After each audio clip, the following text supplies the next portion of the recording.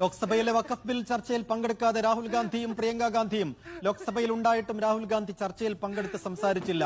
Congress whip ഉണ്ടായിട്ടും Priyanka സഭയിലെത്തുകയോ vote ചെയ്യുകയോ ചെയ്തില്ല. ഇരുവരും പങ്കെടുക്കാത്തതിൽ കോൺഗ്രസും മുസ്ലിം ലീഗും വെട്ടിലായിരിക്കുകയാണ്.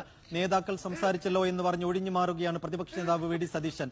മുസ്ലിം ലീഗ് സംസ്ഥാന പ്രസിഡന്റ് സാദിഖ് അലി തങ്ങൾ ചോദ്യം കേട്ടതായി ഭാവിച്ചില്ല. സംസാരിക്കണം. അവിടെ ഇന്നലെ അവരെല്ലാവരും ഉണ്ടല്ലോ, ഗൗരവ് ഗൊഗോയിയൊക്കെ സംസാരിച്ചുകൊണ്ടിരിക്കുമ്പോൾ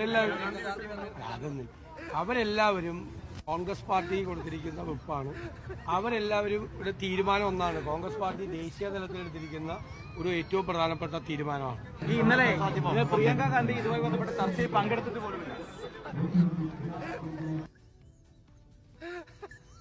കെ ആർ സാജു വിശദാംശങ്ങൾ നൽകും. സാജു, രാഹുൽ ഗാന്ധി സഭയിൽ ഉണ്ടായിട്ടും സംസാരിച്ചില്ല, പ്രിയങ്ക ഗാന്ധി ആ വഴിക്ക് വന്നതേയില്ല.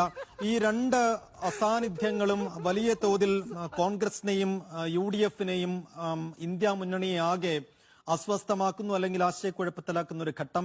കൃത്യമായ വിശദീകരണം ഇതുവരെ കോൺഗ്രസ് നൽകിയിട്ടുമില്ല.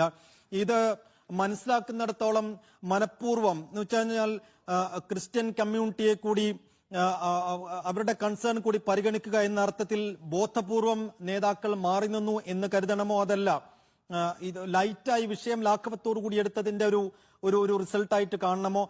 എന്തുകൊണ്ടായിരിക്കും ഇതിനകത്ത് ഒരു പ്രതികരണവും ഒരു വിശദീകരണവും ഒക്കെ വൈകുന്നത്?